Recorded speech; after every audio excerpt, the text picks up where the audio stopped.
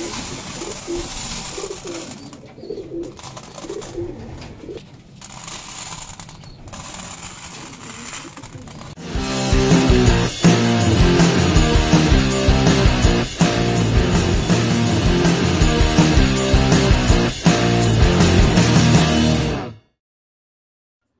day mga ka-brothers.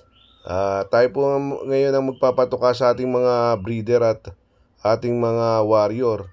Dahil si Brother Joel ay naka-duty ngayong umaga at tayo nakatoka. Ayan, lalagyan natin ng breeder mix ang kanilang mga kainan.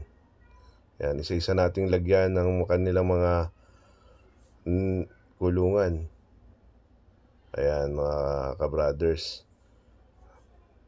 Mayroon na sila mga kanya-kanyang inakay, kaya kailangan mga 3 times or 4 times a day na bibigyan natin ng patuka ang ating mga breeder, dahil para healthy yung mga nila inakay. Ayan mga ka-brothers, so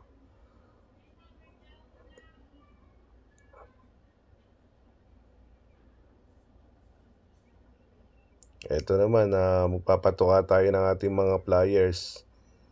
Ayan ang ating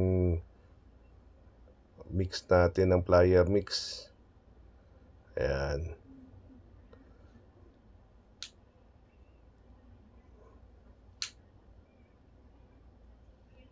Ayan, ipapatuka natin sa ating mga warrior sa NDR.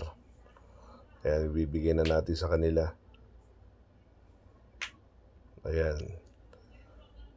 last nila tumuka. Ngayon naman ay magpapainom na tayo ng apple cider sa ating mga breeder dahil Monday ngayon. Yan ang ating ibinibigay sa kanila. Ayan, lagyan na natin mga inuman nila mga ka-brothers. Sunod naman na ating titimplahin ay yung para sa ating mga warriors. Siyempre, yan, bibigay po ako pag Monday ng Conquer Out. Yan, binibigyan natin siya every other Monday. Tapos sa susunod na Monday naman yung antibacterial na antibiotic na gamit natin. Ayan, salinan na natin yung inuman nila.